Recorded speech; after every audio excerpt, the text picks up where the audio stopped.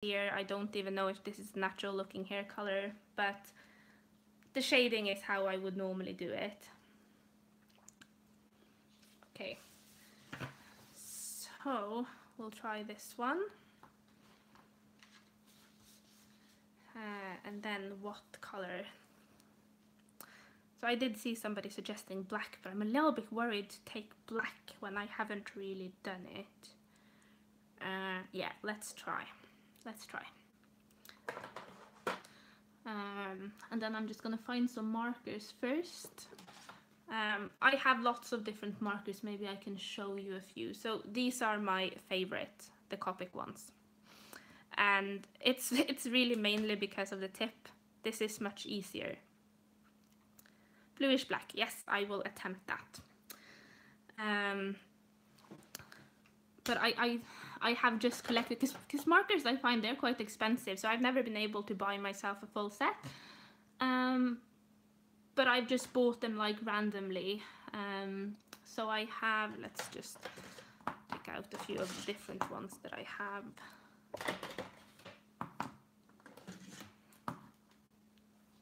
So I think these are the different ones. So these are Spectrum Noir. I don't really like when they have this tip. I find it much harder to blend. And so both those and the Pro marker and the Touch Twin marker. So you have two different Touch. I don't know if they have, they both called Touch Twin, but these white ones, they have the this tip, which is the same as for the Copic Ciao. The only thing that I might experience now is that I've never bought refills for this, so I have absolutely no idea how much we have. But maybe we just use maybe dark blue. Okay, I do it blue, I think, and then we just add black after. I think that's an idea. Okay, I just have to see now.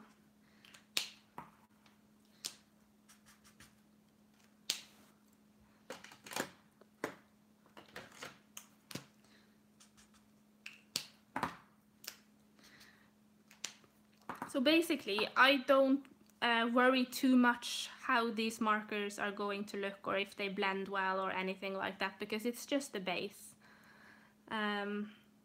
Yeah, so I do the first layer with markers. I would probably be able to get the similar results on tone paper just using the pencils, but I would have to use more pencils to saturate the paper. So I just find that it's better to use this underneath, because I at least I think I'm going to use less pencil. But definitely on white paper, I think it's better to have the marker underneath, because you're more easily able to hide the black lines. And that is also true though for the tone paper. So having the marker underneath will make it a bit easier to hide. I mean, you can hide them quite well, but it's still a little bit easier to hide them because it saturates the paper. So what I normally do when I do hair is that I start with the darkest part. And I'm not gonna do this very, yeah, so I'll do this quite roughly as well. You can see this is quite dark. And so how I know where to put the dark areas is, well, everywhere where you can see the hair going behind some other hair, so will be darker. And obviously this here at the back will be darker. And here I'm just thinking that the hair here goes up, so to me it makes sense that that will be lighter. Yeah. But I don't think there's like a specific rule, and I'm sure that many times I have shadows and lights where maybe it wouldn't naturally be, but I don't. You can still make it look good even if you make some mistakes there.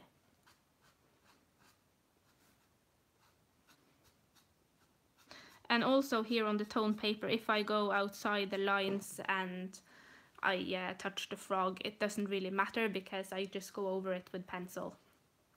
And it won't be a problem. So normally when I do this, I just start on the places where I can easily see where it's going to be darker, and then and for those places where I'm not sure, I just leave that to the end and then sort of figure it out. So that's why you can see I'm just jumping a bit around here. Now I have done this once before, so I kind of have an idea, at least on how I did it on the last one.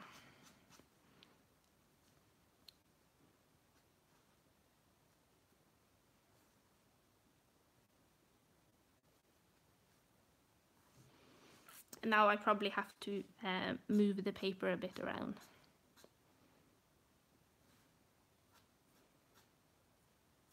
Yeah, I need to turn it.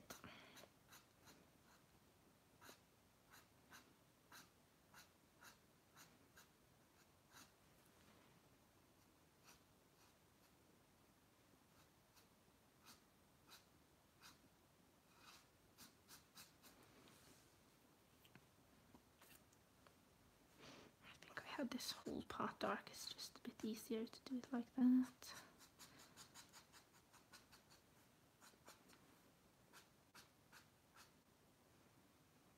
So I'm just doing it now with blue instead of black because I can always just, you know, add the black after. And I think that's easier than if I go too dark and it doesn't work. Although again, with this paper it's quite forgiving and you can go over, but obviously when you've used marker you can't erase that. And if you have black underneath, even going with light pencils on top, it will be much darker.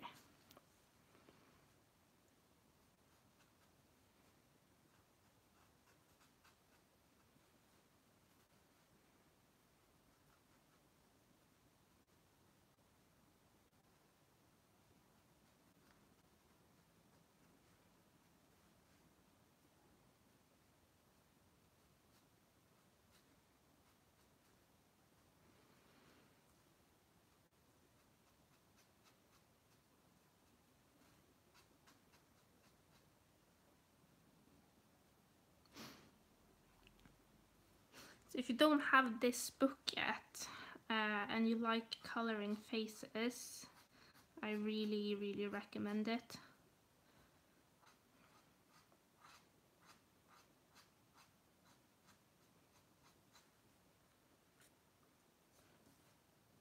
And I think one of the things that I like so much about it is that it doesn't have lots and lots of flowers. I'm not too keen on flowers.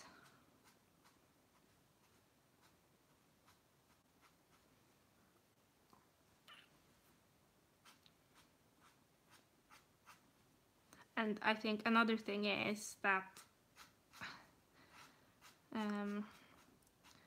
some of the portrait line art, they have, the proportions aren't necessarily the best. And especially if you're learning and you want to you want to learn and you want to do make the face look realistic, if the line art isn't if it isn't in the right proportions, then you will struggle much more and you will think that, oh, why am I not getting this right? And sometimes you just can't unless you alter some of the features. And I like, so Jennifer Zimmerman, the one that has made this book, she very often uses live models, so her friends and such, to model or post for her. And I think that is one of the reasons why the results are so good. So I really enjoy coloring her ladies.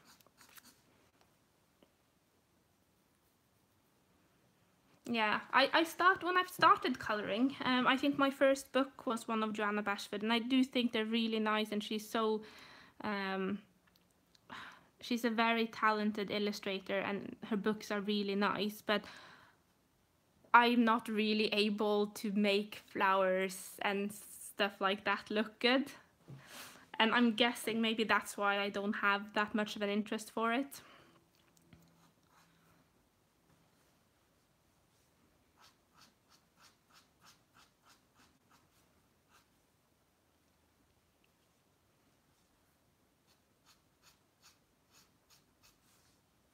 But this book, it also has some animals in it. And that has been something that I haven't really been too keen on. But I will say the illustrations in this book and just the surroundings of everything look so good that I am actually quite tempted to try. So I think I'm gonna have a go. I have absolutely no idea how to color fur, but I think Jennifer Zimmerman, she has some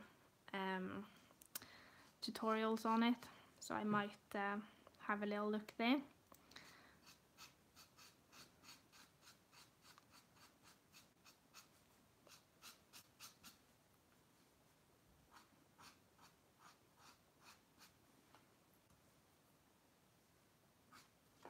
I hope I'm not, I'm coloring a bit out of camera.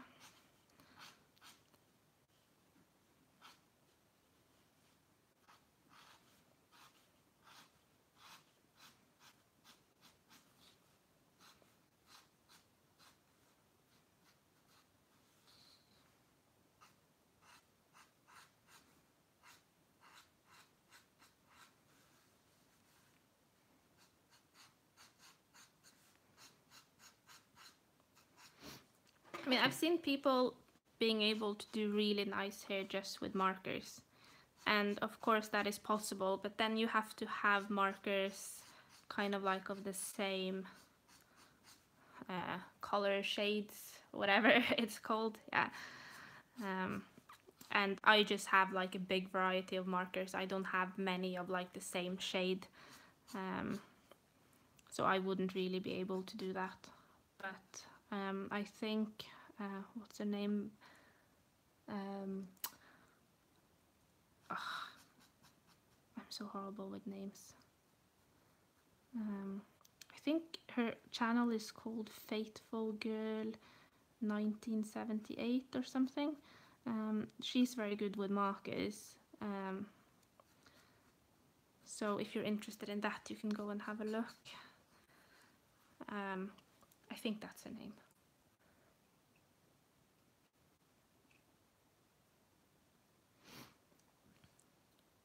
I actually bought the last book, or I don't know if it's the last. I bought Inky and the Ivy Butterfly.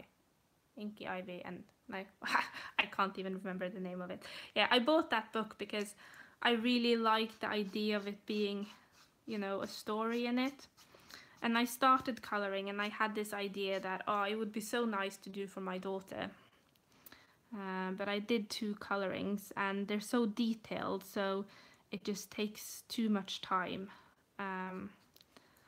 So I don't think I will continue in that one. If I had all the time in the world, I would, but I don't.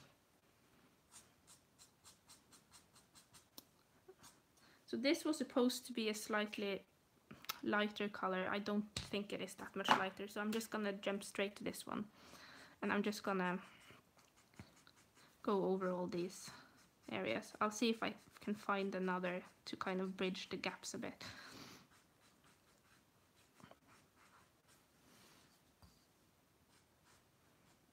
But for me, it isn't important. Like, I don't do this to try and make it look nice now. It's just to cover it and just also to sort of have an idea of where the highlights and everything are.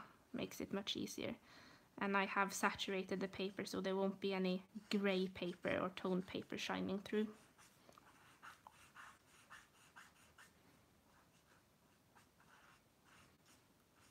And probably many will say that this is like a waste of markers, but I have many markers that I've, because there was a time where I think I've done one coloring mainly with markers the whole thing, and I quite liked it, but then I got my Luminance pencil, and I do think I'm a pencil girl.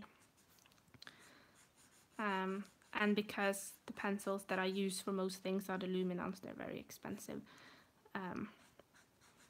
So I'd rather, you know, misuse my markers and save my pencils. Oh, and I just think that I get the better result doing it this way. So I'm just gonna see if I have a blue that is kind of like a middle thing between these two. Nope, not that one. Yeah, this one.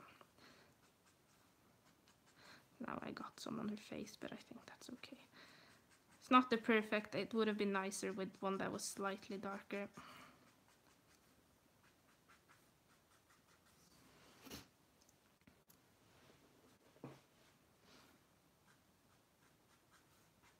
Oh yeah, I'm sure I can. My daughter actually quite likes coloring herself. She's not very patient yet. She's 4. But yeah, I will keep the book. I've done the front page because I also wanted to do it in order.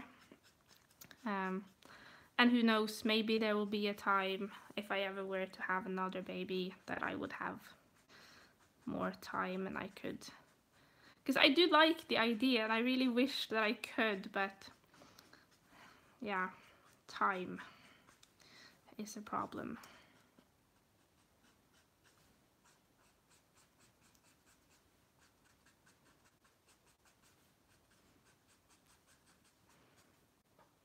So no, I just went over the whole thing. Well, it doesn't matter. You get the idea. Okay, so now I have to find some black and blue, and think I'm gonna continue using my my Luminance. No, not my Luminance. My Polychromos pencils. And I have one. I'm just gonna that one, and we'll use quite a light one. So this might be more blue here than black, but hopefully you'll get the idea. We'll see how it turns out. That's the thing, I never know how it's going to turn out, how it's going to end up. I just pick some colors and it never or very rarely look how I pictured it. So I just have to sharpen them a bit.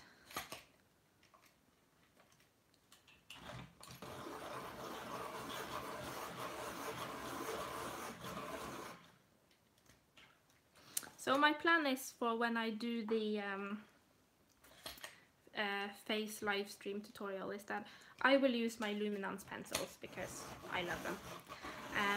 But as I've had a practice run, I know which pencils I'm going to use, and I will try to make like a little conversion chart for the other pencils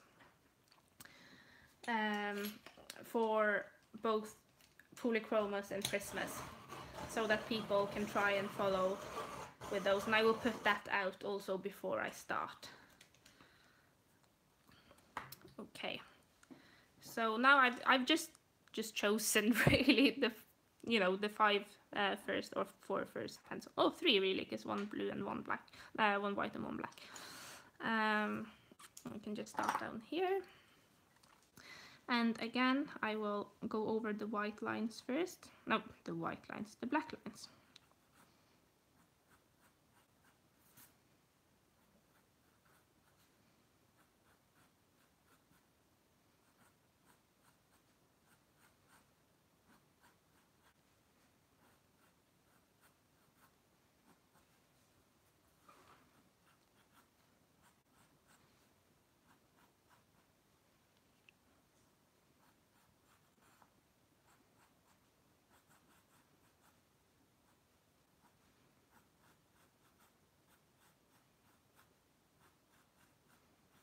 And again, I'm not saying that this is the right way or the best way. This is just the way that I've worked out that suits my style and works the best for me.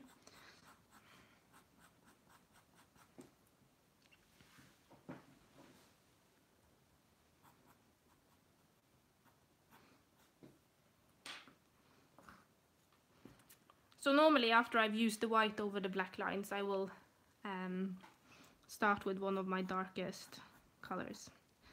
And this isn't the darkest, so I will switch to this one.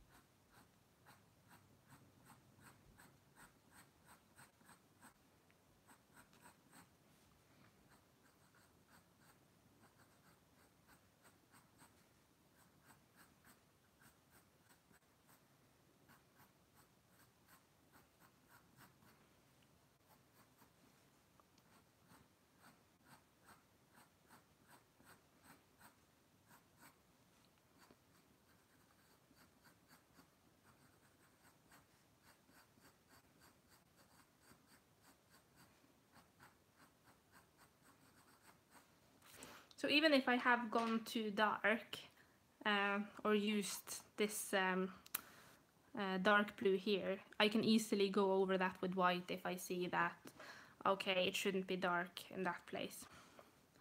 And after I've used the darkest blue, I will probably go over again with white, because I want there to be strokes. And I'm just going over with the white to make sure that they can still be, you know, seen through. And now I will use the middle blue.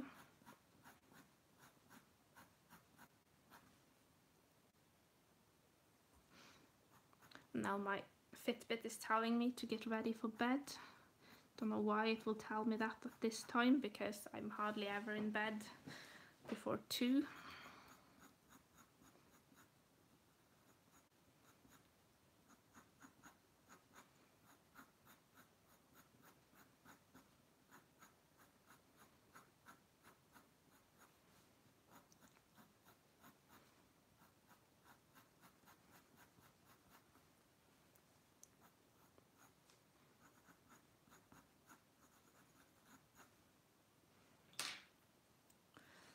Okay, now I'm gonna go in with the black.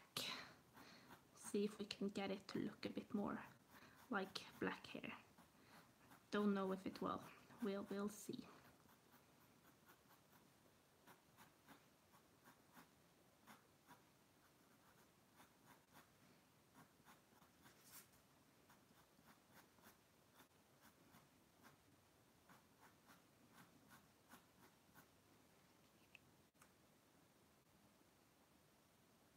The Prismacolor, I don't think it will cover it as well, if I remember correctly. If you wait 2 seconds, I'll find one of my Prismas.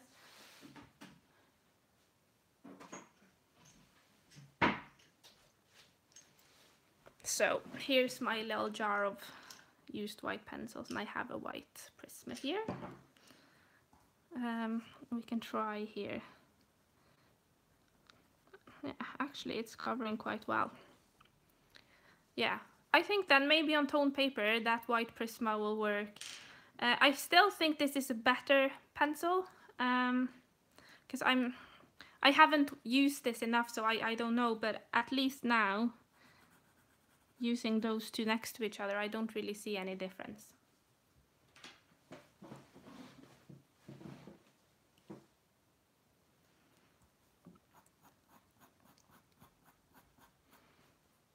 So yeah, give the white Prisma a try.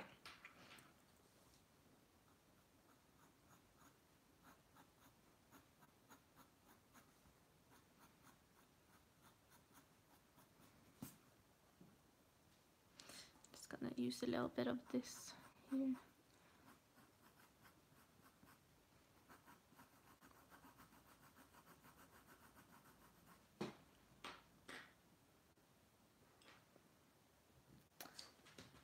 What happened? No, there it is.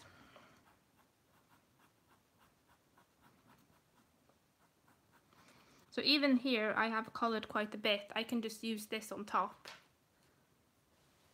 and it works fine.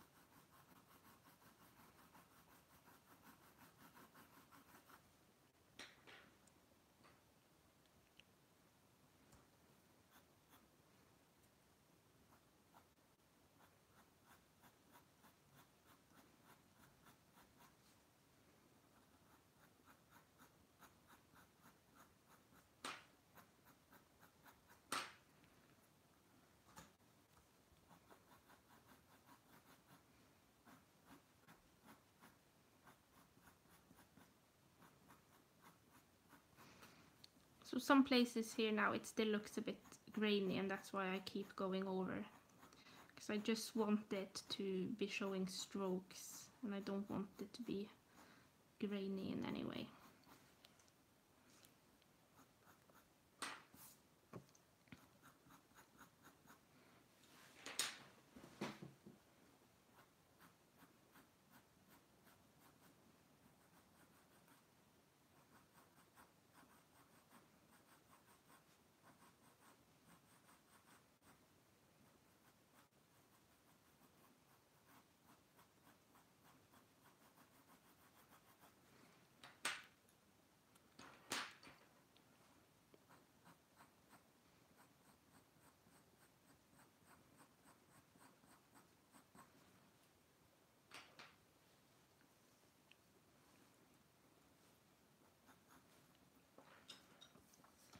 I'm just gonna continue down here.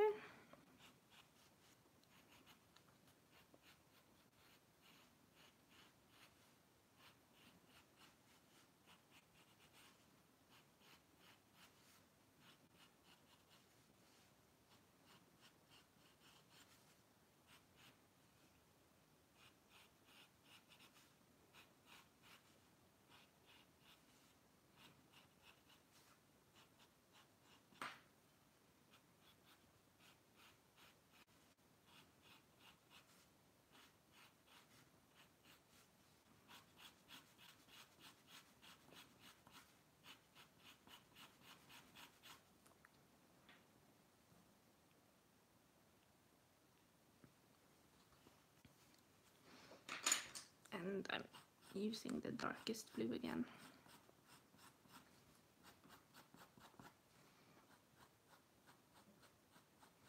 So now I'm spending much less time on this than I would normally. I would like keep going over until I think it looks the way I want it.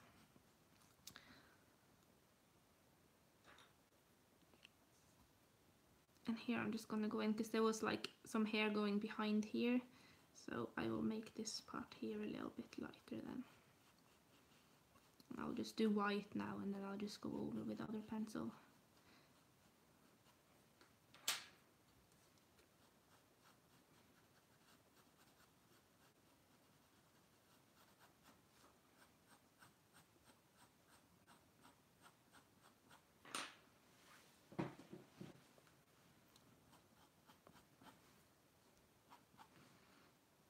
And also I will think that I will try to make the highlights over here lighter than the ones I have here, because this is like it's further back.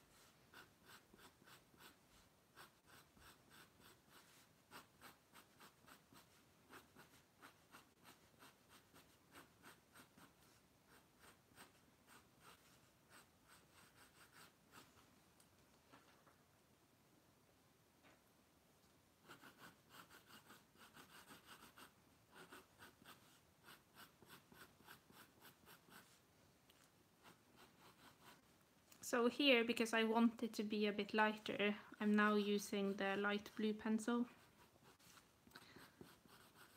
I didn't use that one as much up here.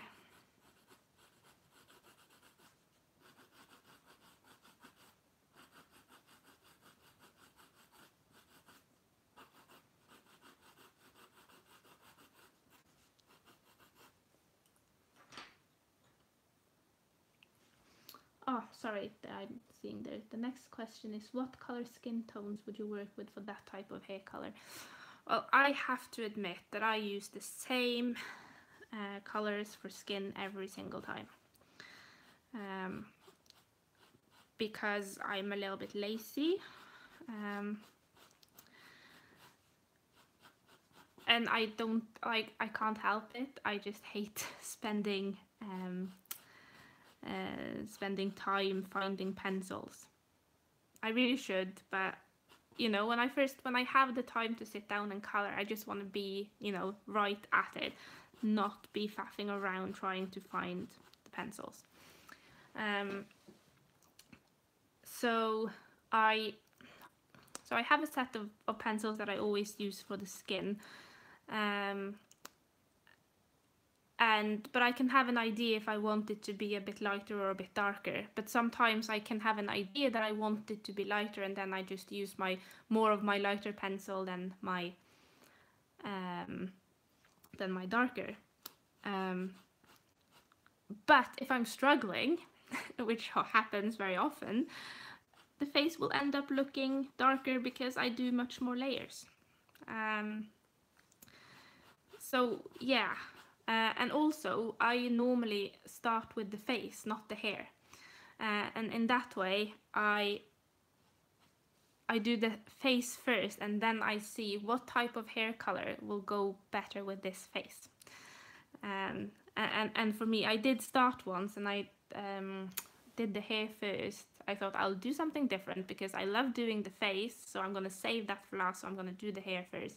But that was a disaster because I made a hair color that didn't really go with any type of skin, and I think I did a blonde hair, and then the face became too red, so it looked horrible, so I started over.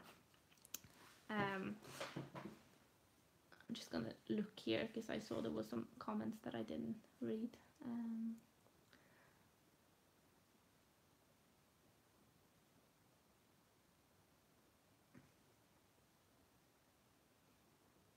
Yeah, for the markers, I don't really think you need to have the nicest markers. Like, for example, these... oh, shit. This has eaten my battery. I need to find the charger. 2 seconds.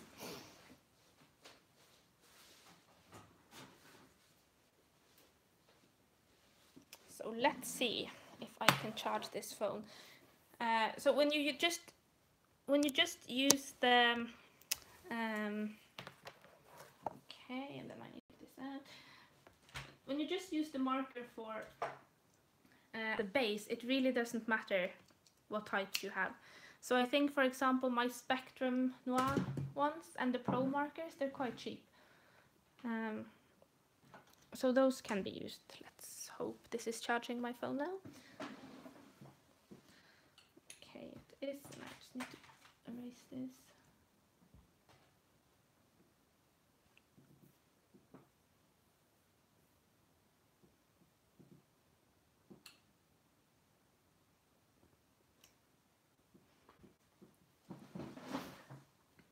Yeah, so personally, I think it's easier doing the face first. At least that's what works best for me.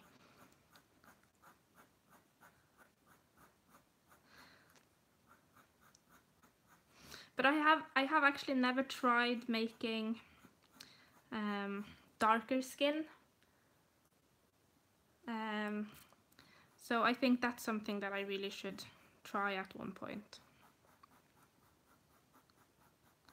But I think there's a part of me that really hates failing.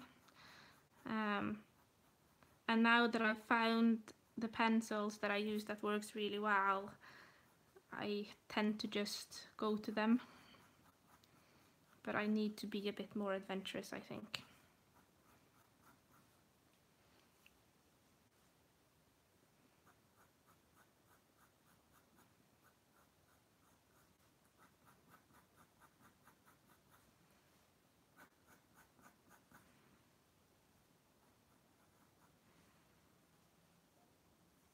Oh, I'm totally out of...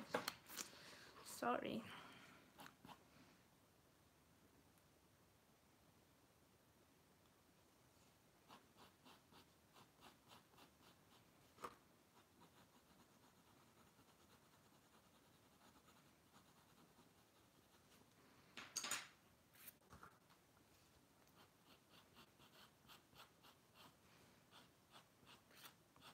And when doing the hair strokes, it's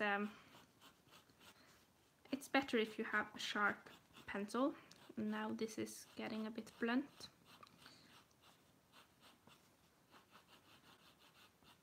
But I can't be bothered sharpening it just yet.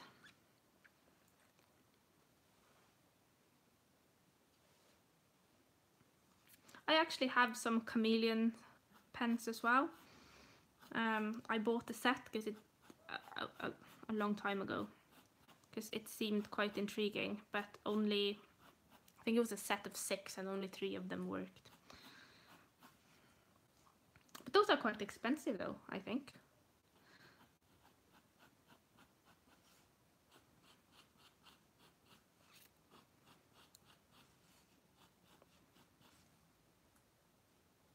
But yeah, as I said, when it comes to the base, it really doesn't matter what markers you have. It's more just to saturate the paper.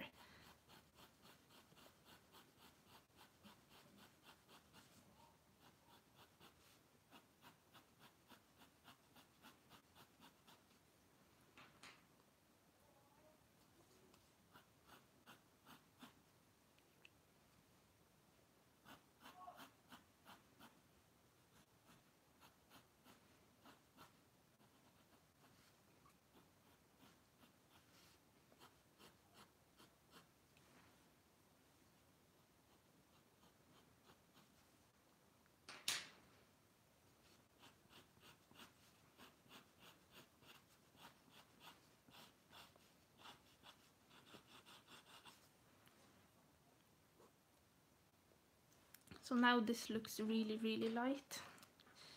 It should probably go a little bit darker here.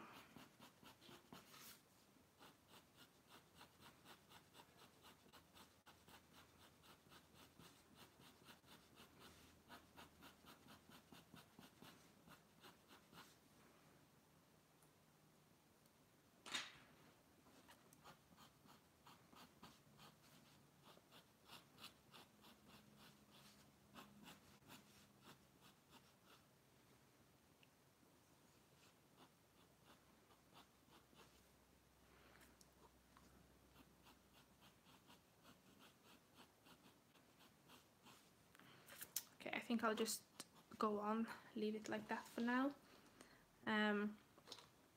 Sometimes you kind of see when it's all done that, okay, this needs to be lighter or darker.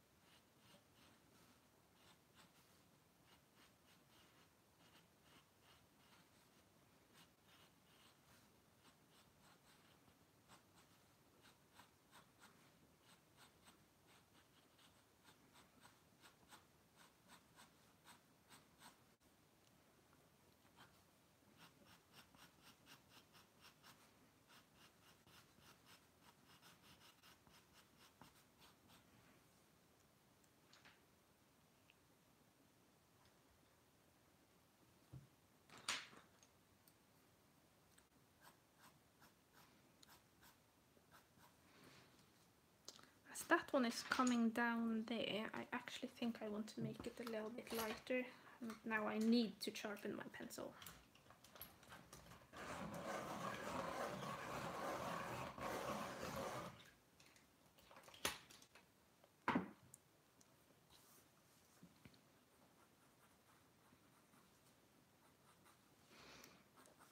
Well, if this hair will turn out okay, then I think I might try to finish it. But we'll see then if I will be able to do that, if I can find a nice enough skin color. I think I have a problem with sometimes making them a bit too red in the face.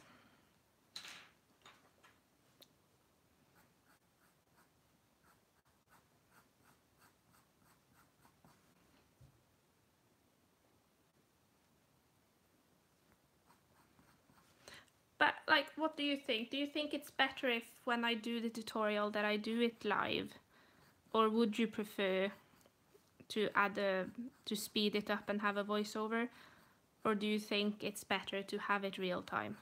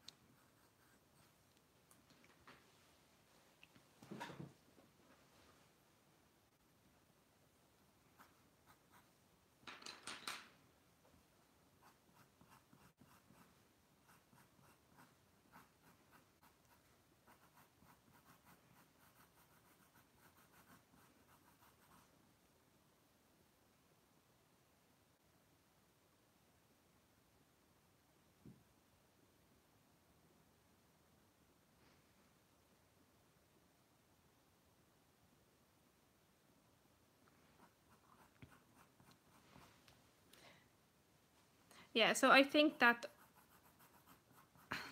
because the problem is if I do make a video and then add voiceover and everything, at least with my previous, I bought a new computer now, but with my previous one it couldn't handle it because it's such a big file.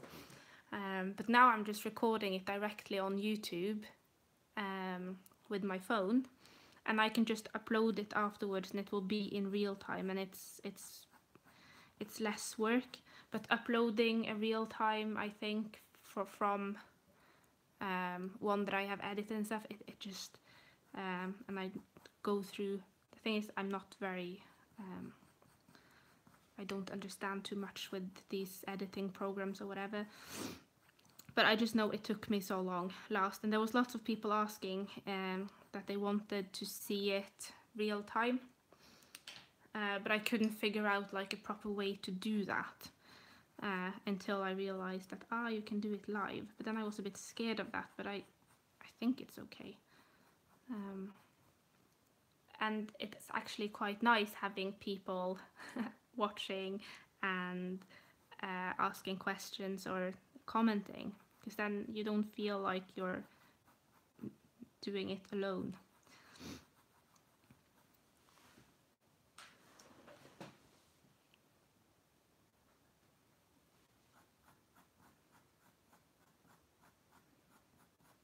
Yeah, so the times when I will be streaming will be, so I live in Norway, and now it is 20 past 11. So I would do it after 9 o'clock my local time. And of course, I can't remember like what the times are. I think now in America, some places it will be, I don't know, 5, 6 in the afternoon. But I'm guessing in like Australia and stuff, it will be, I don't know if it's night or probably not the best time. But as I upload it, you can just watch it anytime. Obviously, you can't ask the questions then, but probably somebody else has asked some of the stuff you were wondering about. And of course, you can then just fast forward to the places that you want to see. But I will try to make it in sections so that I do one just for the skin and maybe stop it and start another one. One for the hair, one for the maybe the features like the eyes and the mouth.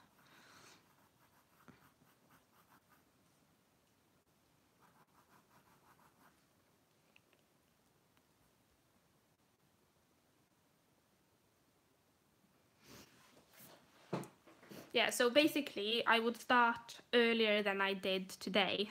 So I would start around 9 because I need my daughter to be in bed, otherwise it will be quite distracting. I'm sitting in the kitchen. But hopefully now when holidays are over, I should be able to have her in bed by 8:30, I hope. But today she was particularly difficult.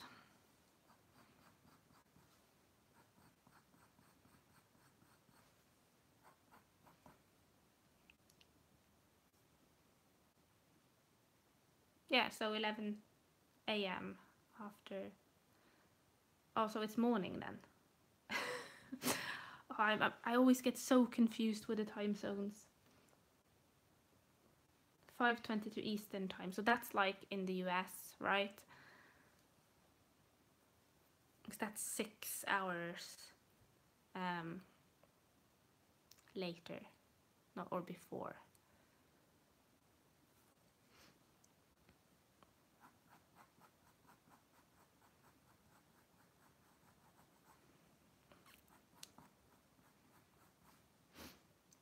So the only bad thing though with doing live is that you will see all my struggles.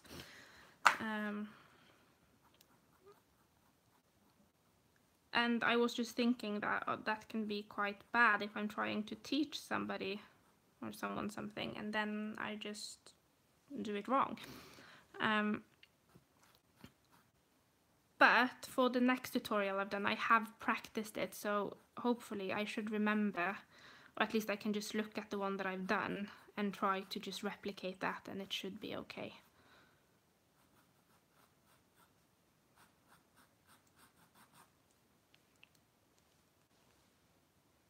Oh, Hawaii. That's nice. I'm guessing you have much more favorable weather than here. So here it's been like snowing non-stop for the last week or so.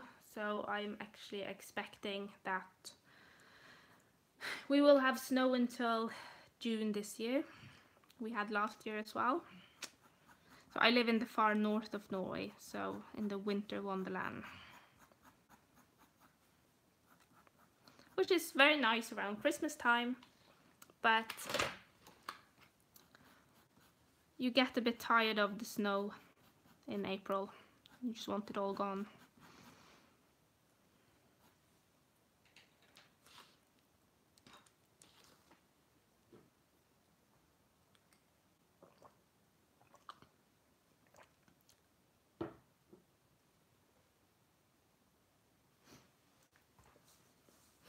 No, it's not that easy to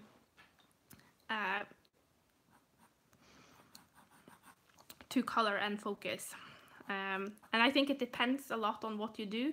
So here I've done quite a lot, and now I had done this part on the previous girl, so it's not that hard. But I can imagine if it's my first attempt on a nose, that it could be quite hard.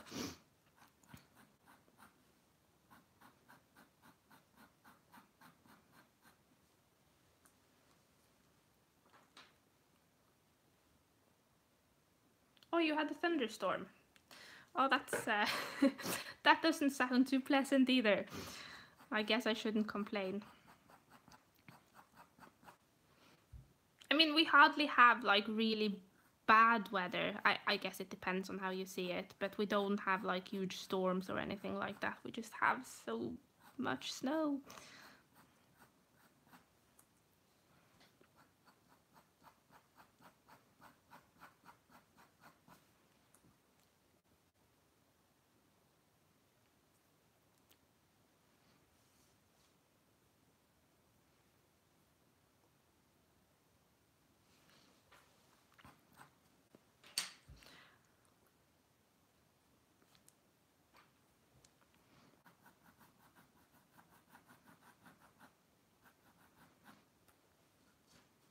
I do find it a bit funny when people call me a professional, because I don't feel that way myself in any way.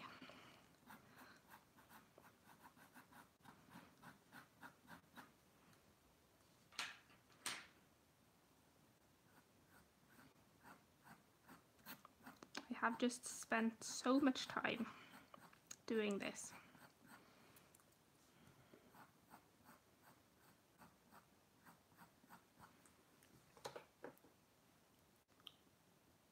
Oh, you get snow in Hawaii? I didn't know.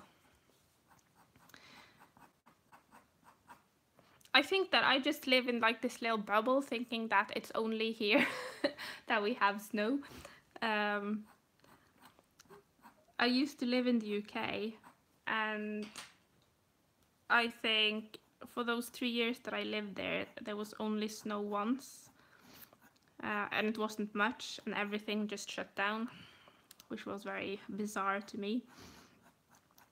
And as UK is quite close in some way, I just think that, no, we're probably the only place in the world where we have so much snow here in Canada. Just show how ignorant I am. I think a friend of mine told me that she lives in Australia and she was going skiing, and I was just like, wow, you can ski in Australia. I had absolutely no idea. I just thought that it was just, you know, summer all the time.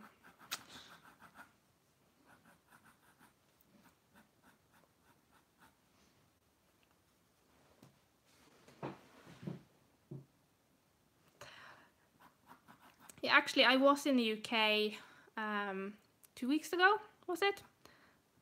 Maybe less than that, because the day that we were leaving, it started snowing, and I got really worried that we wouldn't be able to fly home. But that wasn't an issue.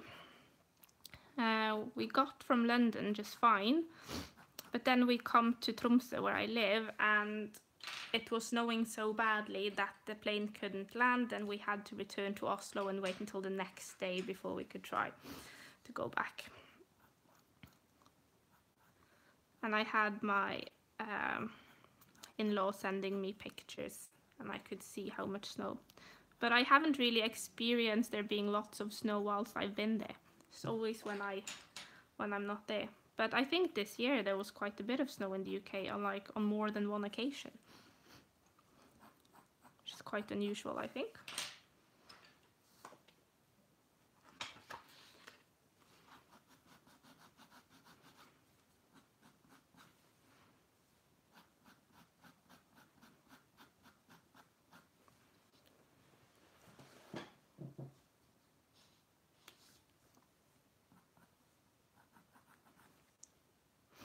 I have to admit, when we were flying back on the day after, and it was still quite a heavy blizzard here. It was the most, like, I'm never afraid of flying, but it was the most turbulence I've ever felt. So that was a little bit scary. But we all survived. I mean, there's really hardly any accidents, is it? They say flying is the safest way of traveling.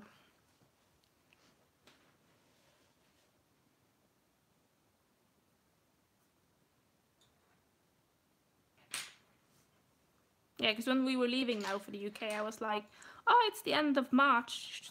Weather should be nice. Should I just pack, you know, shorts and bikini? No. Even if it wasn't snowing whilst we were there, it was still really cold.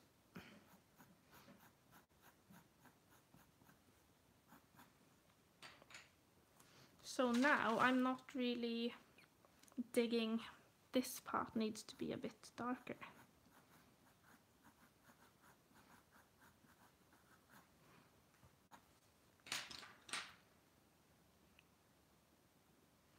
Oh, hello from Scotland.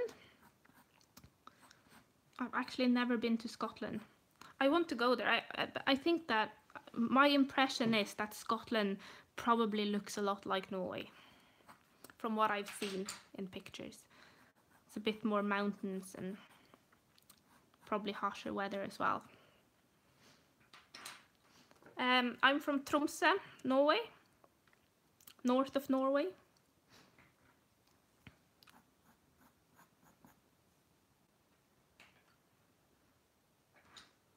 It is very nice here.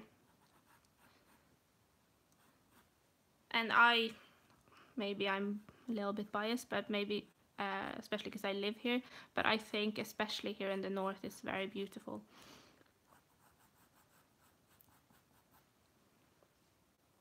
So we have the total darkness in the winter. So in December and January, we hardly have, like, we don't have the sun from the end of November until late January. So it's quite dark, but it's normally quite a lot of snow, and so I need all this to get the proper Christmas feeling, because that's how I grown up. So it was very hard celebrating Christmas in the UK, where the lawns were green. That was just all wrong. And then in the summer we have the midnight sun, so it never goes dark, which is quite nice too. I mean, it's not everyone's cup of tea. I think somebody struggles. Well, I know some people have moved here and then just like, no, I can't live here. It's too dark. It's too depressing. And then they can't sleep in the summer because it's light all the time. So, but as I grown up here, I'm used to it.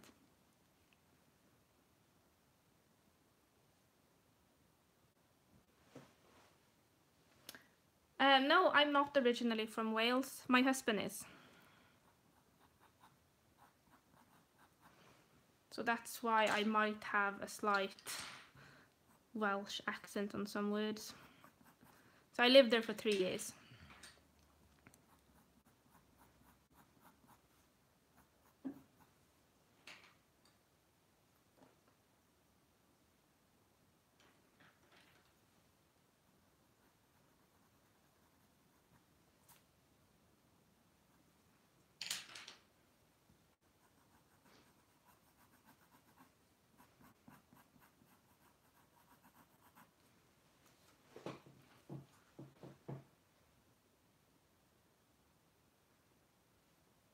Is it that cold in Slovenia?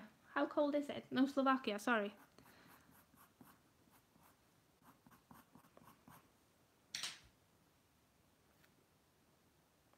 Is there a lot of snow there, or is it just cold?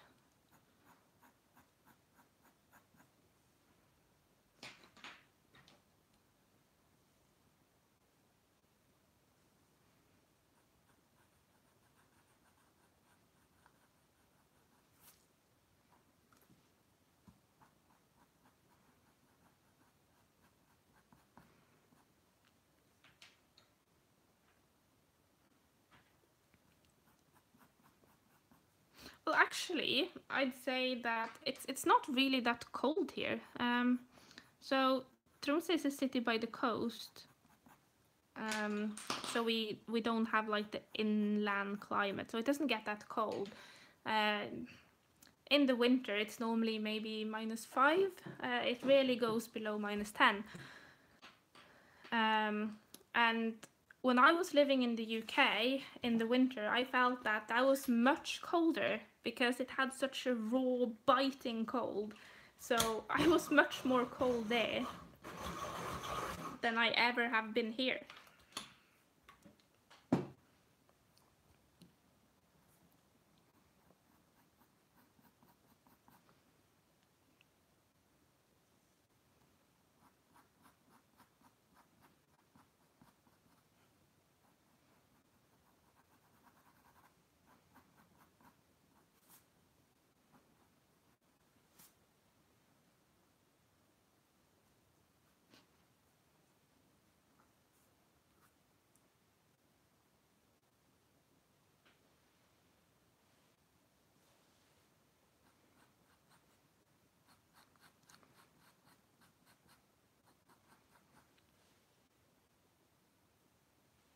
So if any new ones have tuned in and you have any questions to what I'm doing, feel free to ask. And also, of course, those who have been watching the whole time.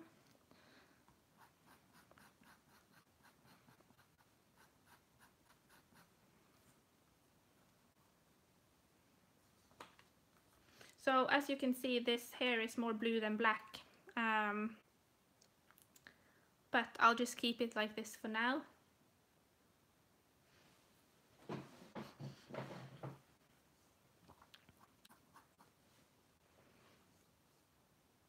Yeah, so basically I've just used 2 markers as a base in the hair.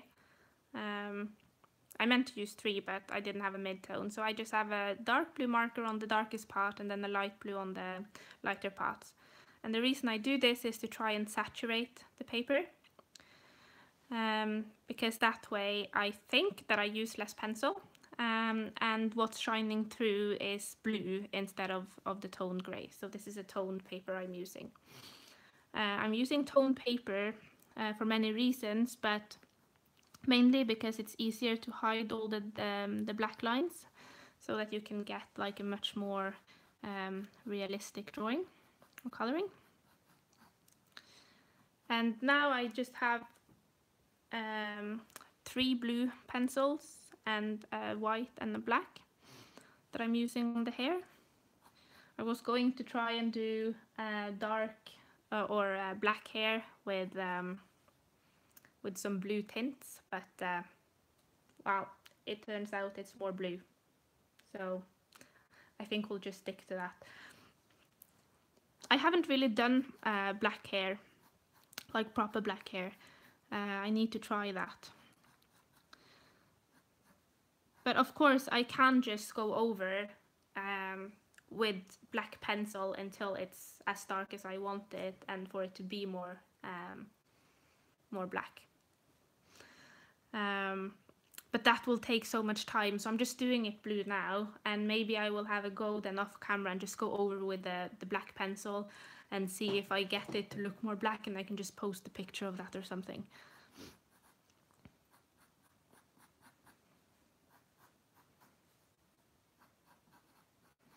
And I just want to repeat that this image here is from the Bella Futura. I've been saying Bella Futura because that's how I would say it in my language, but I heard Jennifer call it Bella Futura, so I guess I should as well, not to make any confusion. So this is a book by Jennifer Zimmerman. It's really, really nice. If you don't have it, I recommend it. If you're interested in seeing what type of pictures or line art is in it, I can get my book and I can show you. I'm really loving all her line art, and I think that probably the next 5 or 10 pictures or colorings that I will do will be from her book, because I love it so much.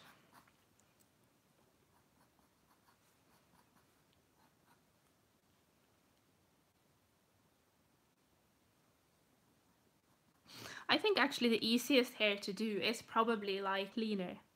Then at least you hear what I'm saying.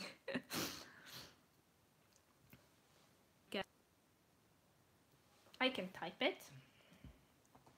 Bella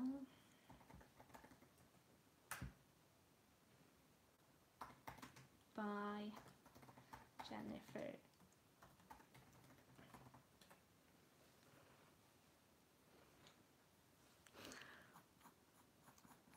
So she has it as an actual book that you can just order of Amazon, but she also has it available as PDF, and you can buy that from her Etsy shop. And I think she has some bundles as well. I think that this is part of a bundle of 3 images that you can also buy. So you don't have to buy the whole book if you don't want to. You can buy just certain images. And I think that if you go onto her web page, which I think is moderncoloring.com, she has a few free images as well.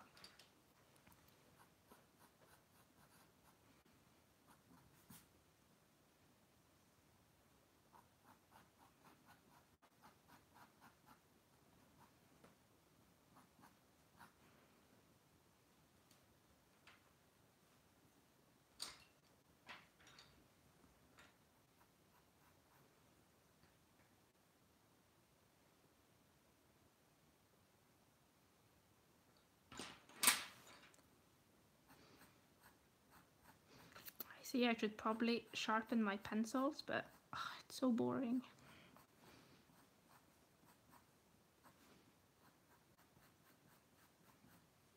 Yeah, you can't really see the pencil strokes anymore.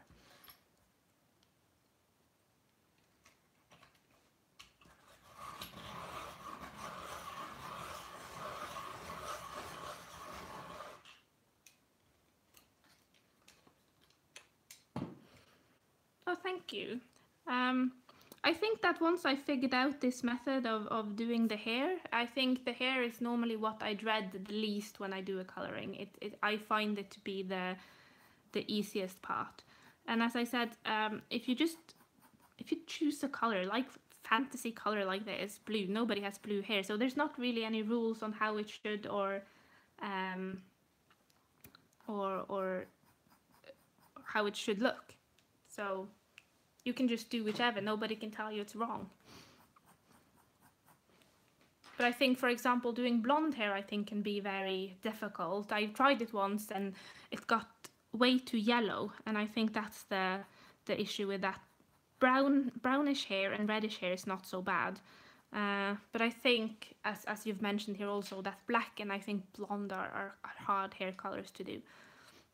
So if you're new to hair, those wouldn't be the ones I would start with.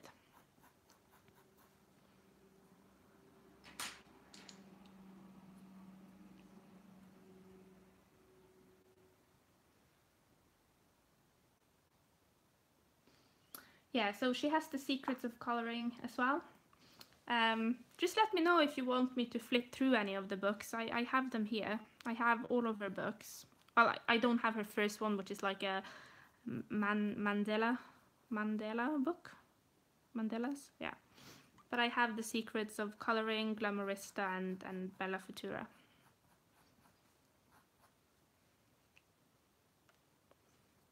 And I think also The Secrets of Coloring is a really, really good book.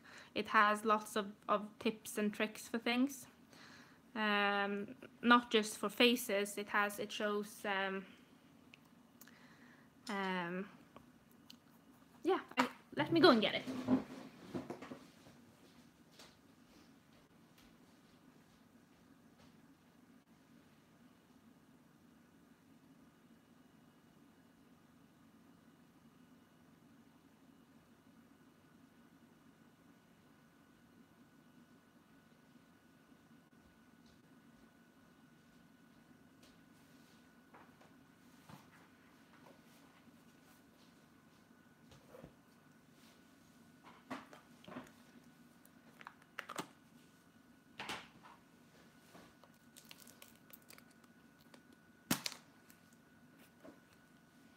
So which one was it that you wanted me to go through? The Secrets of Coloring or Bella Futura?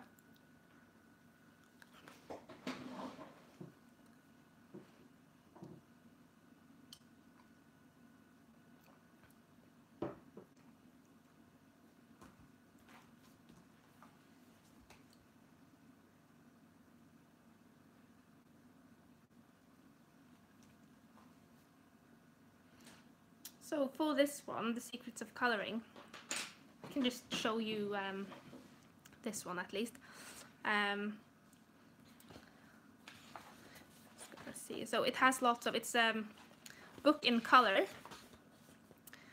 And I haven't read through the whole thing, I have to admit. But it's really nice for like to use as a reference for things. So for example, if I want to do a pearl, this is great. And now you're not seeing the whole thing, but maybe I'll try and lift this camera up a bit. The thing is, I have like the worst setup. I don't think I can get it much higher actually. But it's just to show you so you get an idea. Here is just about the different type of tools, so that's quite good. Just explaining what types of tools you can use.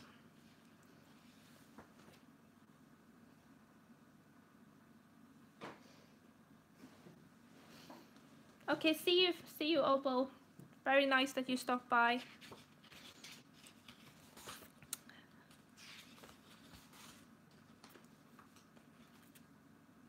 So here, for example, it shows how to do a green sphere. Oh, I can't pronounce that. And it goes by step, and it also tells you the exact colors. She uses Prismacolors mainly in this book.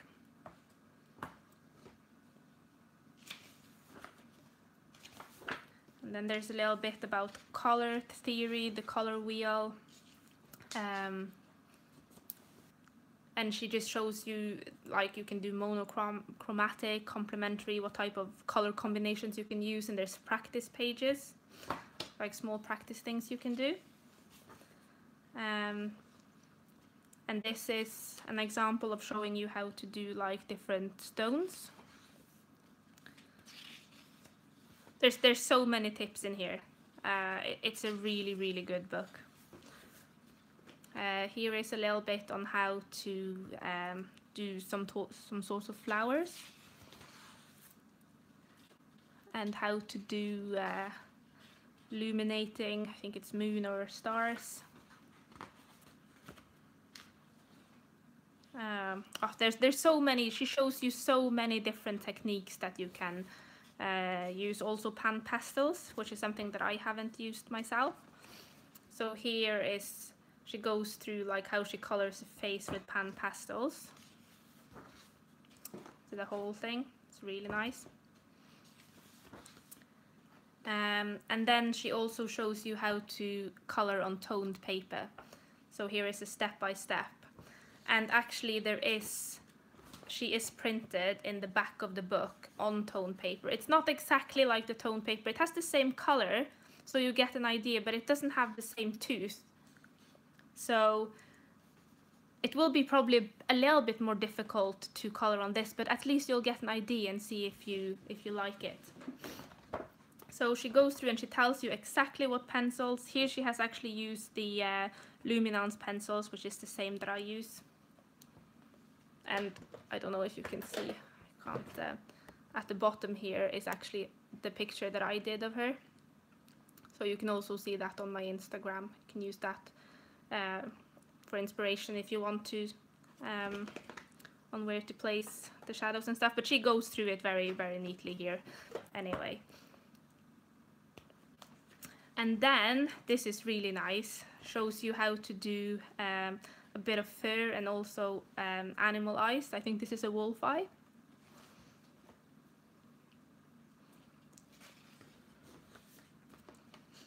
And a snake eye and some scales. And a cat eye. It's really quite detailed, it's very nice. And this is, it says iridescent, I can't pronounce it. Well, a very nice beetle. It's kind of glowing with lots of different colors. And here are the flowers.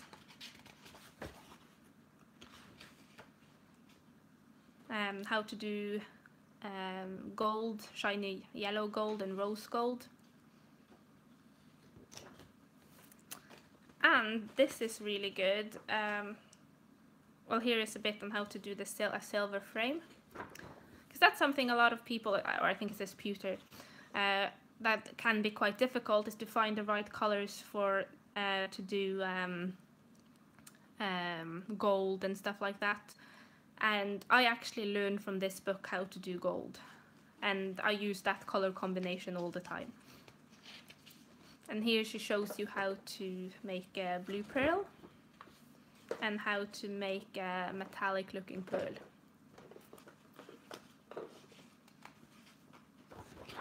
And again, she explains really well how she does it, what pencils, everything. And here how to do a satin ribbon and how to do a diamond. And this is the golden egg. This one I've done. And it turned out quite well. And since I got this book, I always use these pencils to do gold. And I think it works really well.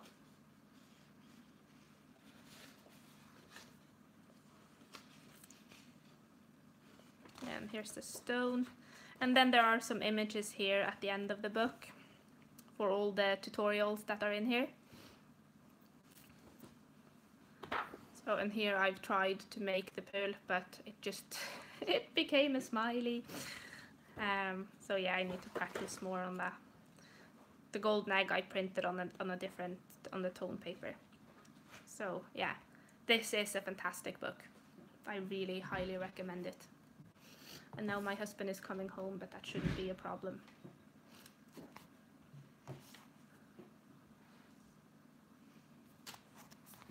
And I can just show you, so this is how the Bella Futura book looks like.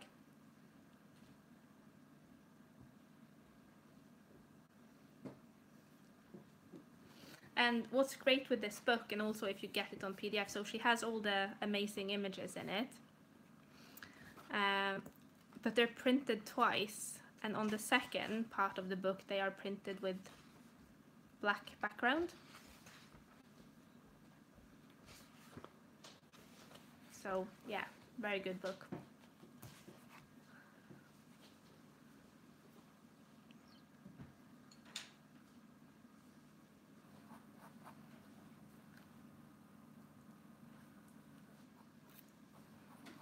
So I know some people have complained that they think that the book is too expensive. I think it's around $20 or something. I think so. But I think for what you're getting, it's absolutely worth it. But now you hear some background noise, and it's just my husband making himself a cup of tea. Come home from his game night.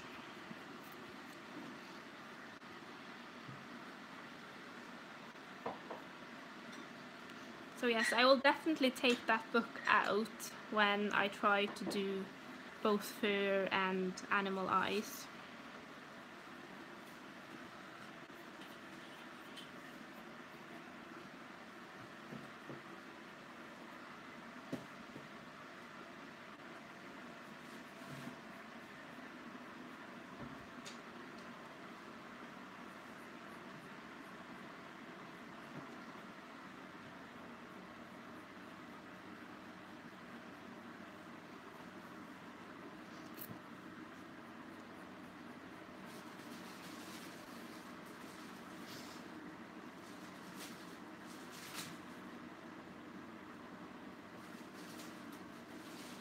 Yeah, so the thing is, because that book was printed on, obviously in colors, and also with the different types of paper for her tutorials, so the tone paper and everything, that's just the cheapest, you can get it.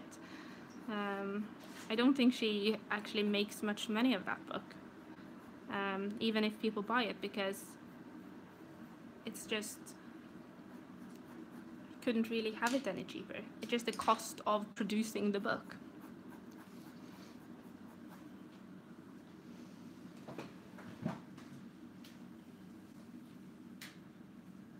Just put it on your wish list for your birthday or something.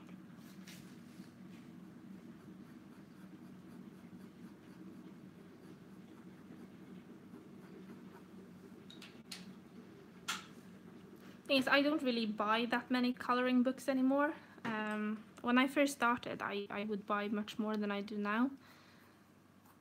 So I don't feel that I spend that much money, but I just know what I want, and I buy that instead of buying everything and never color anything in them. I have so many books that I have never colored a single piece in.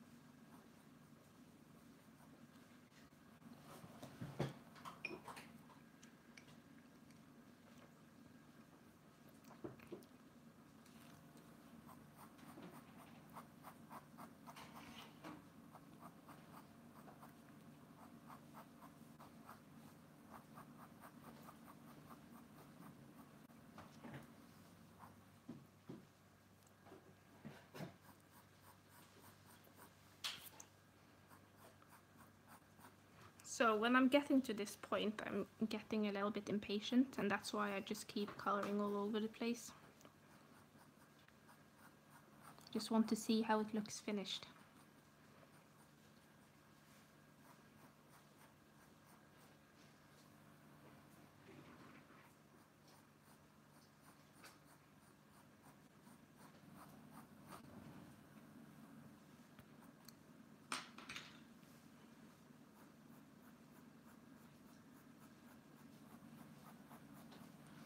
Oh, I think somebody asked what eraser.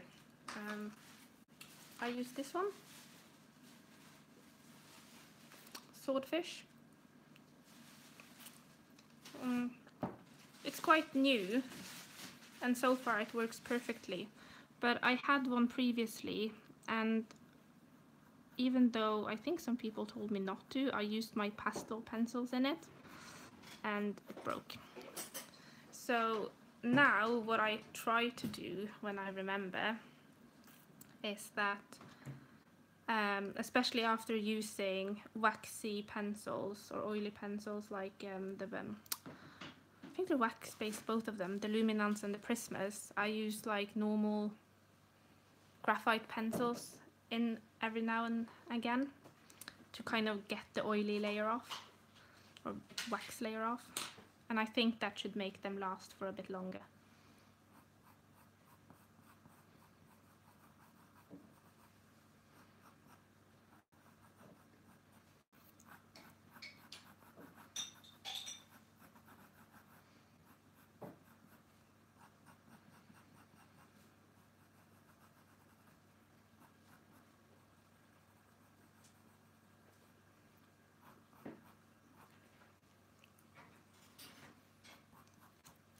I think that goes for all pencil sharpeners though, whichever one you have. If you have a small cheap one, especially when using waxy pencils, just use like a normal, you know, graphite pencil in it every now and then.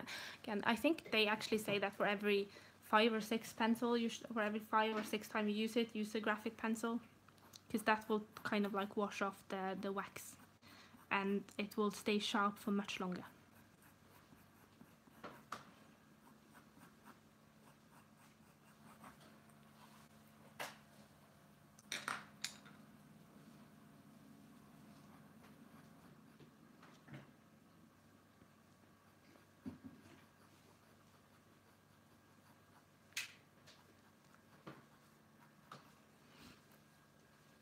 And as you can see now on every part here that I've colored, you can't really see any of the black lines.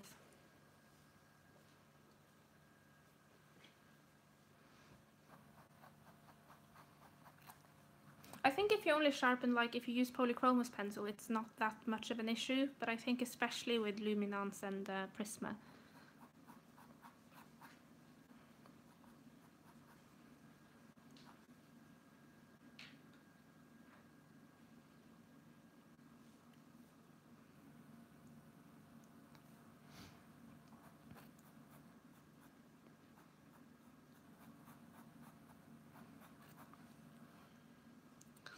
I do try and take care of my sharpeners, and the reason for that is that I can't really get new ones here.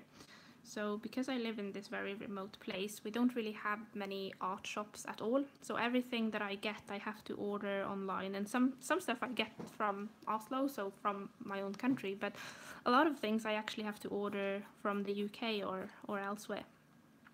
And then I pay quite a lot for shipping, and I don't want to, you know, keep doing that. So that's why I try to, now I'm gonna try as best as I can to keep this sharpener nice and sharp. Yeah.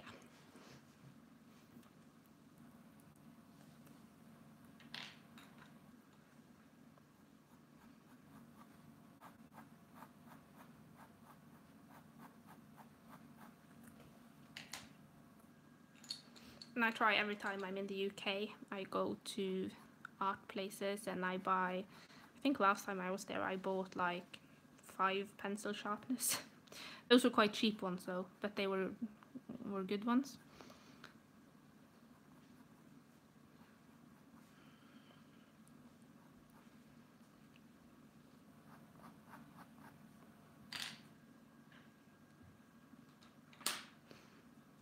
So as I said, it's very nice living here, but it sucks that I can't get any supplies. And even if I just order from the south, I still have to pay about, I don't know, how much will it be? £15 or $20 just for shipping. And that's a bit sucky if I only need to buy a few white Luminance pencils. So often the shipping is more expensive than what I'm actually buying.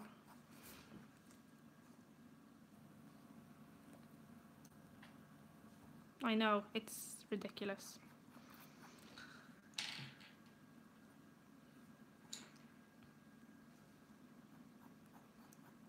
But I go to the UK at least once a year, maybe, well, I think twice a year. So I try to stock up on things that I need. So last time now that I was there, just a few weeks ago, I got myself a very nice set of pastel pencil, Carbothello.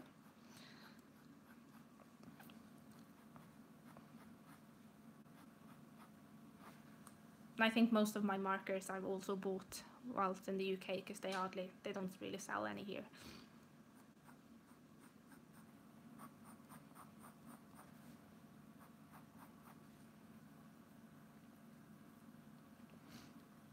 I can order from Amazon, but the problem is that if I order from Amazon, because I live in this country, I have to pay toll and stuff. So if I order something that is cheaper than, I don't know, how much is it? £30, and that includes shipping and so it will be 20 because shipping will be about 10. So I can only order small things, or I have to pay toll and there's one more thing. What's it called? I can only remember the Norwegian word for it, but it will end up being super duper expensive.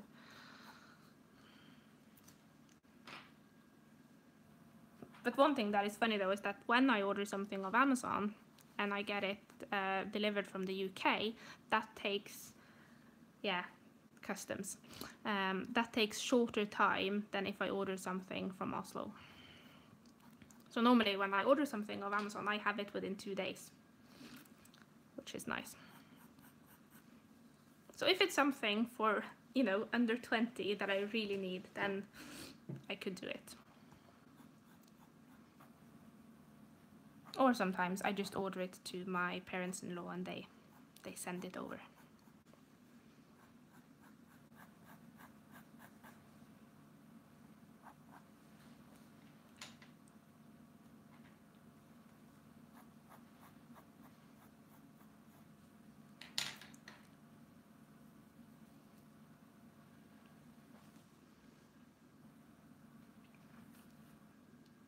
I don't know when you live in another country though. Because I was always using Prime when I was living in the UK, but I don't know if I can have Prime and have it delivered here. Maybe you know. I should probably check that out because I think I accidentally signed up for Prime when I was in the UK now.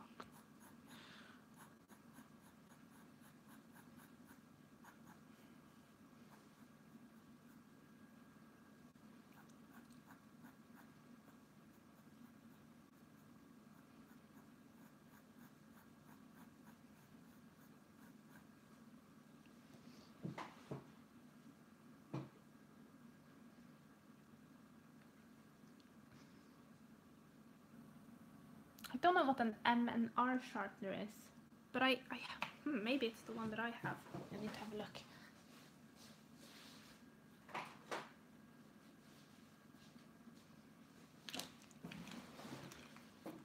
So no, this is Brynsel. I bought this once when I was in Oslo, and it comes with replacement blades, but I'm not able to change it. But this is a really good sharpener though.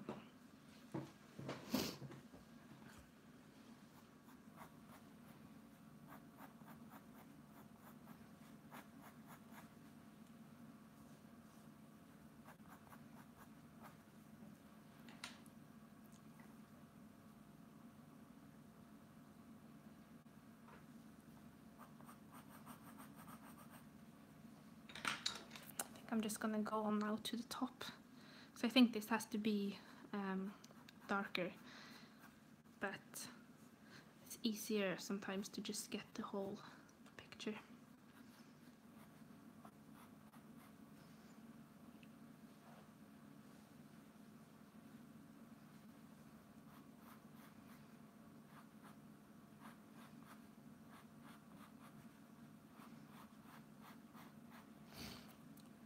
So I don't think this one was this small when I started. So I use the white pencil so much. So this is the Luminance white pencil.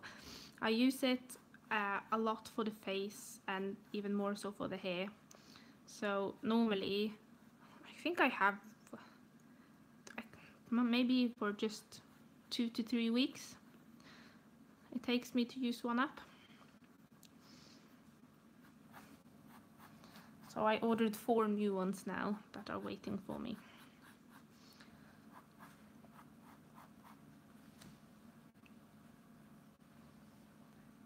Yes, I will be uploading this whole thing to my YouTube channel, so you can watch it later if you want to.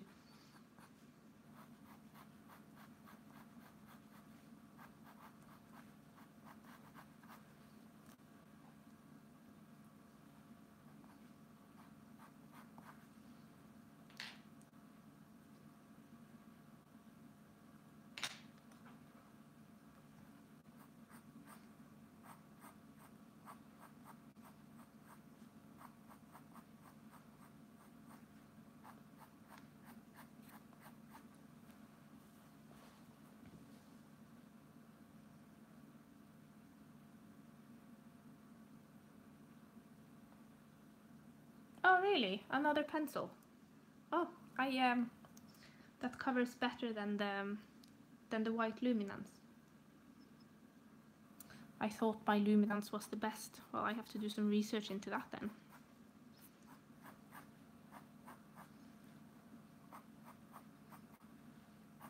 But saying that, like, it does cover enough, I think. And I mean, you can still now, when I've used it, you can see some of the shining, the black shining through, but if you add more layers, you can, you know, make it completely disappear. So I think that if I go back to this here, I don't know if you can see it, but the real lines of the mouth are here, the black ones, and here. And I've just added other things, and I also changed the nose lines a bit. And there was a black line here. Don't think you can see that now either. So I think that it covers enough.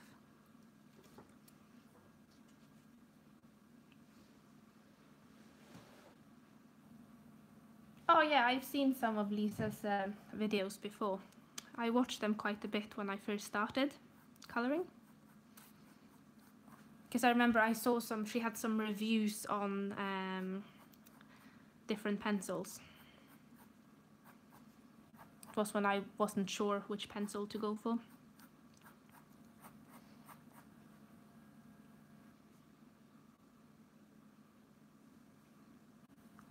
Yeah, so I should be able to find that quite easily. I think I have subscribed to her channel.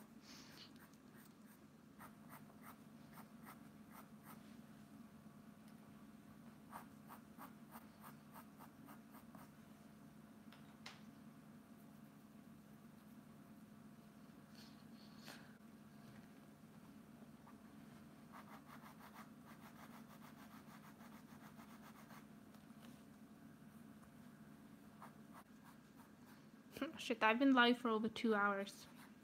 Doesn't feel like it.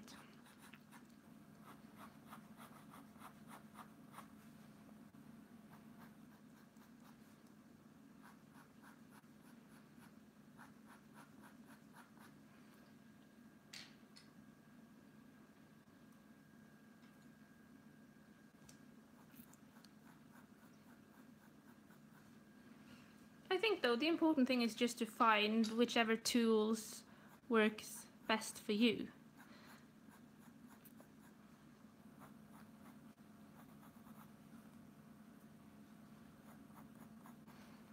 So as I'm quite happy with my white luminance, I wouldn't go out of my way to try and find a better pencil, but I'm always intrigued with new things, and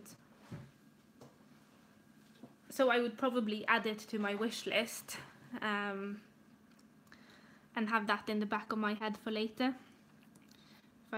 If I'm order something else or something, then I would probably try it.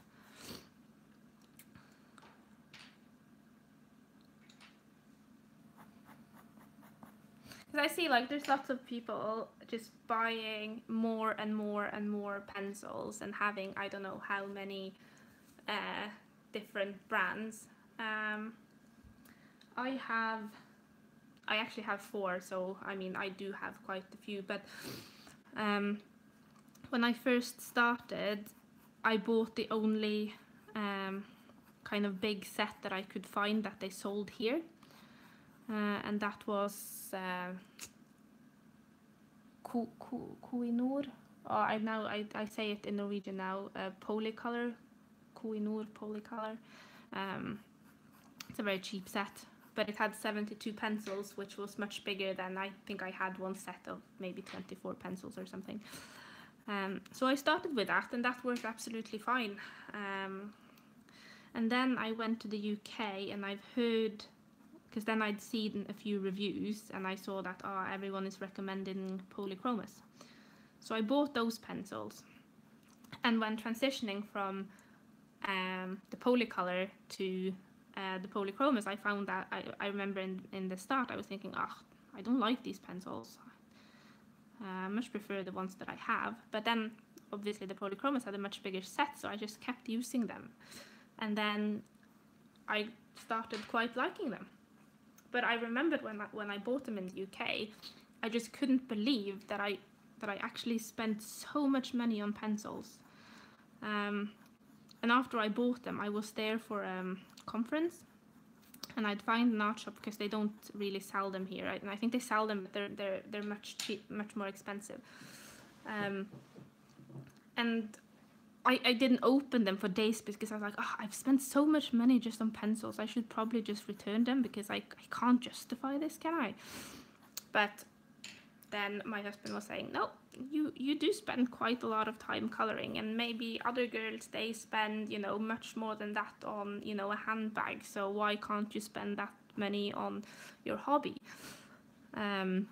Especially when you're spending so much time doing it.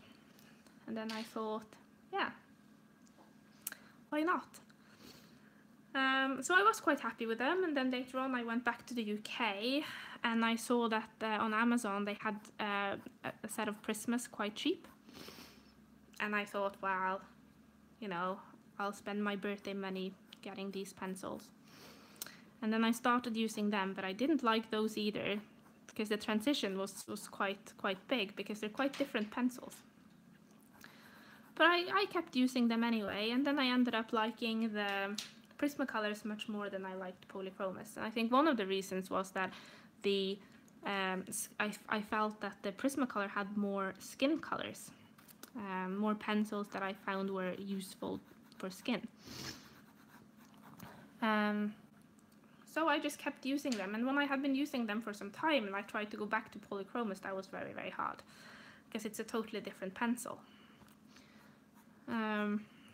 And then I started obviously coloring quite a bit, and I think I first just got the white luminance, and I really liked it, and then I ordered a few skin colors, and I just really loved it. So then the next time I went to the UK, then I bought myself the full set of luminance. And since then, and I even still remember the first coloring that I did with just luminance, I felt was not half as good as my others, but I kept going, and now they are my all-time favorite pencil. And I think now I'm not interested in trying any other pencils, other colored pencil, because I'm so happy with them.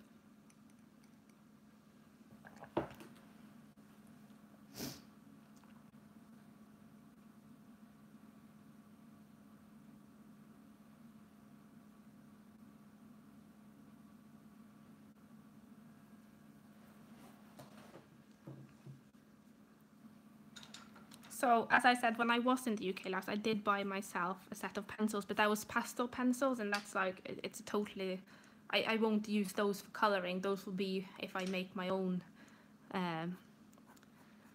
portraits and stuff. But I quite enjoy that, that too. But I think because I'm so happy with my luminance, I'm not even intrigued. I don't even want to try Holbeins. I mean, if somebody gave them to me, then of course I would try them, but I wouldn't spend money on it.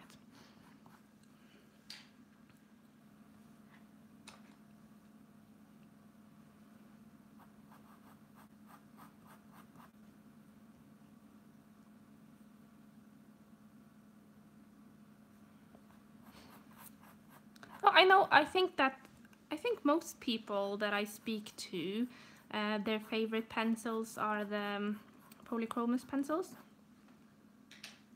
I don't really see that many people using luminance. I mean, they are absolutely ridiculously expensive. But when I'm spending as much time as I am doing this, I think it's okay.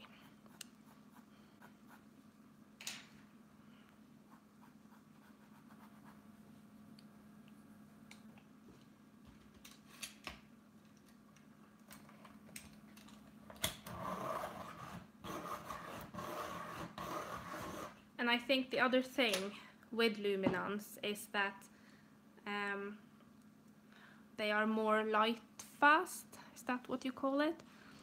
So I've seen some of the colorings that I've done with Prismacolors, and I've just left them just lying around for some time, and then I take them out and the colors has faded quite a bit, and you won't have that with luminance pencil. I think they are the most light fast, I think that's what it's called, light fast pencils there is. So the way it looks when you finish is also the way it would look pretty much after a few years.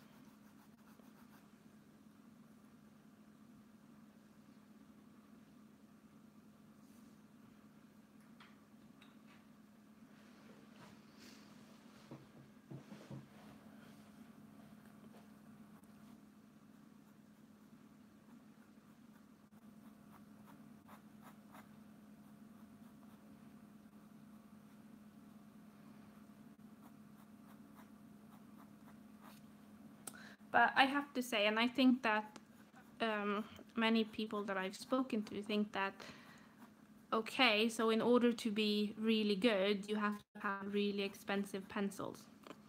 And I don't think that is the case at all.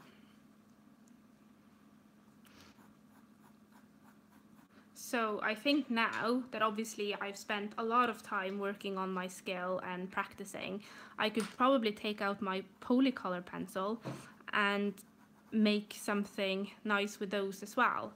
I mean, I could probably see a difference and thinking it's not so great, but I think for a lot of other people, they might not even see the difference.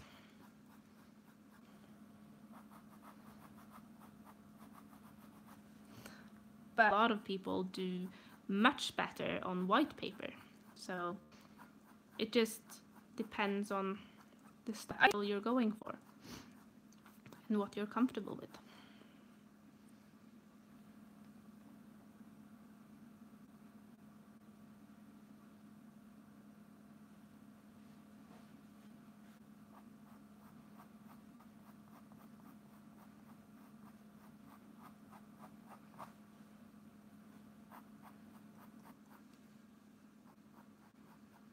I think I should probably give myself a challenge and try to do a face or try to do a coloring in only Polychromos or Prismas. Just because I have the sets here and I hardly ever use them.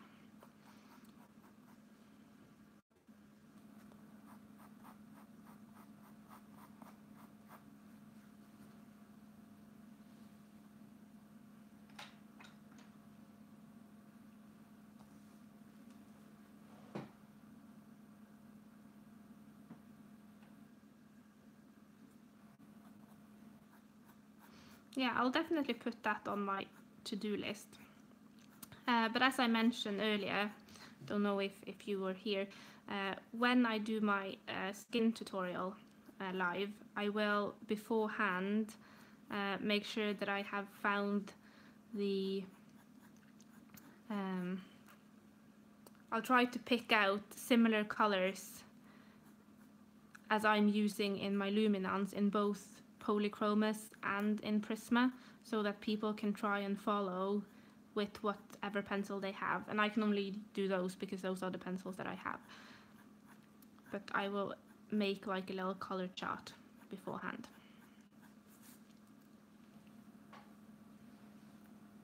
Well, there's my husband. Hello, you.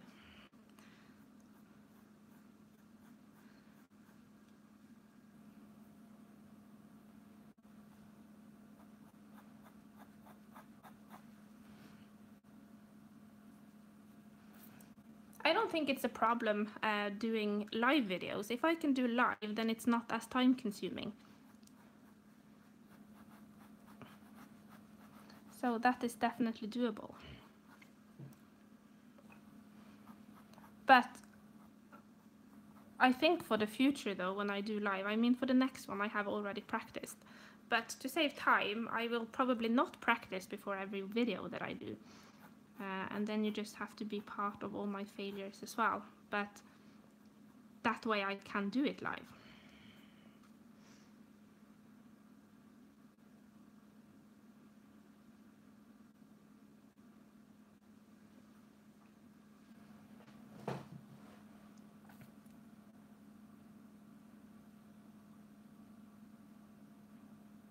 Oh, thank you, Juju. I hope this has been useful and somewhat interesting to watch.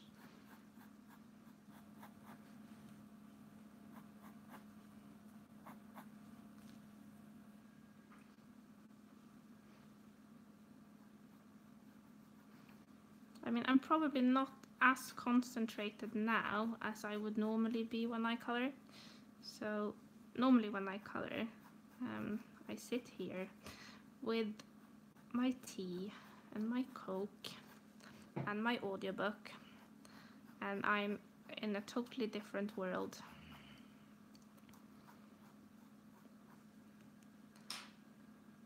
But now I have to think a little bit about what I'm saying.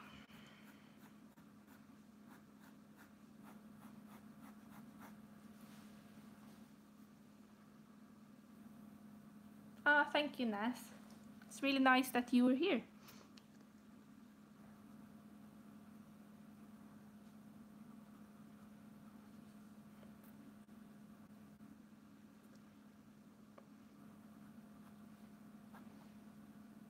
So I do know, I don't know Ness, but I know of her colorings, and she is an absolutely amazing colorist. So if you are not familiar with her, you should check her out on Instagram. I think, was it Forest Love Coloring? Love Forest Coloring? I can't remember. Type it, Ness. She's really, really good.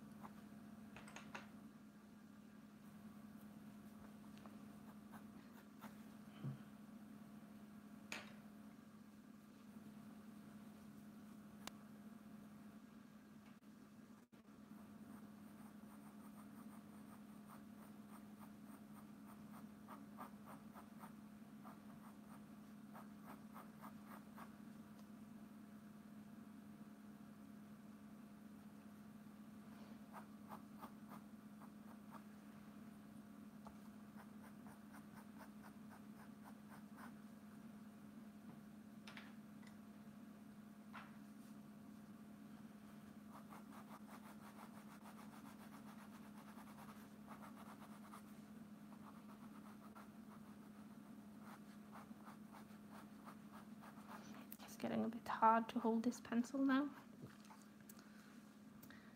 But she wrote it up here, Forest Love Coloring.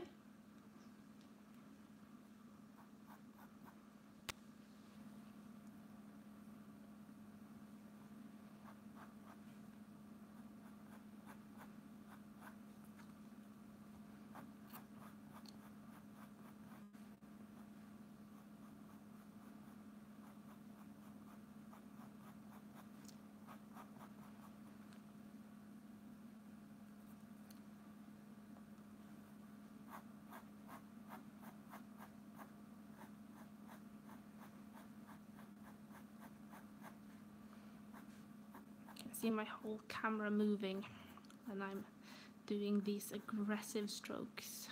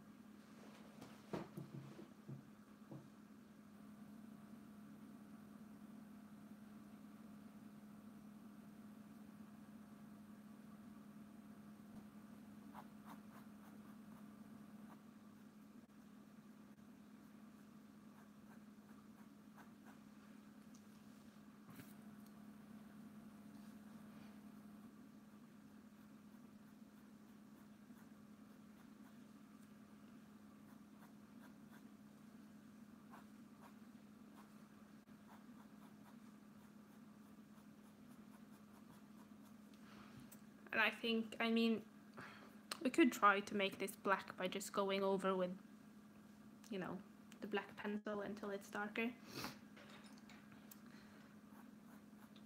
But you should at least get the idea of how I do things.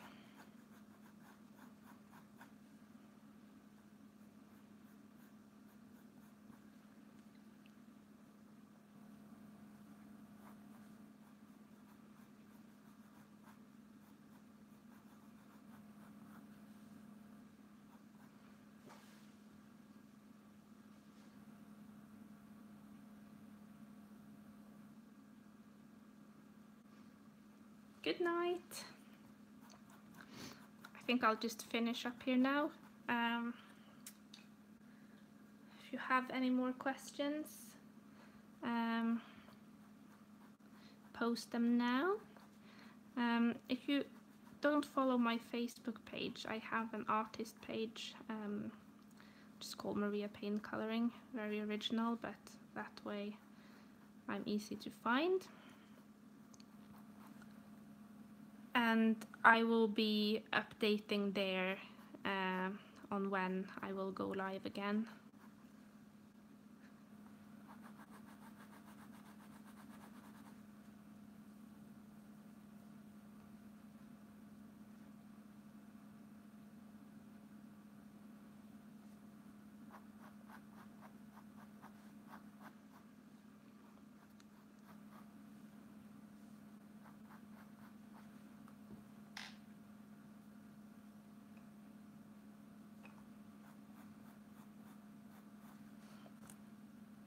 The only thing with blue here though,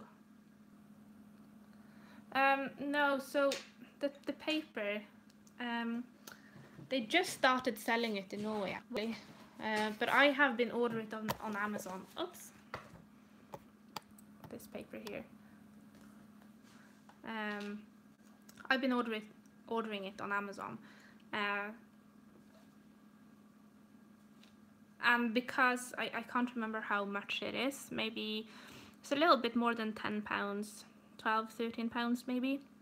But you have this forever. It has 50 sheets, so it will take you quite some time to go through 50 colorings. But just order it on Amazon UK, or just double check that they don't have it in your country, but if not, they at least have it on Amazon.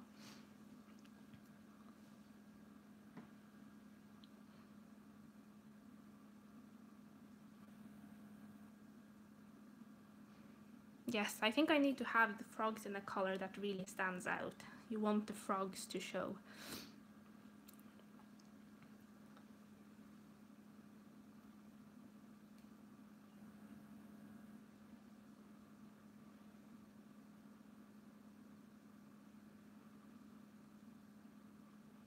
Okay, you don't have it.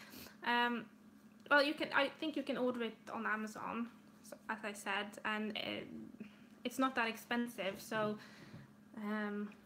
I don't think the shipping will be either. I've ordered it to here without having to pay any customs or toll or anything.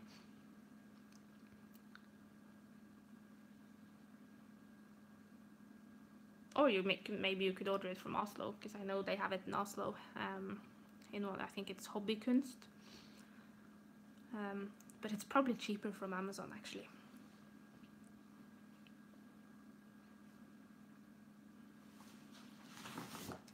So here are the ones that I've done today. One more natural looking than the other. So this one obviously done on white paper, this one on toned. So the way you see it now, the color here, it just shines a bit. It's not, doesn't look really like that. It's just the light. But anyway, so using marker underneath, it's really good. Even on white paper, you can see here, try to zoom in a bit. The black lines are hidden quite well, I think.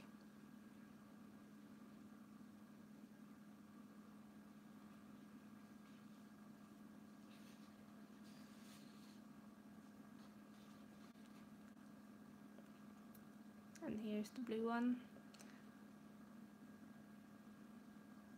If I am to finish this, I will probably spend a little more time on the hair, trying to make it a little bit smoother or neater.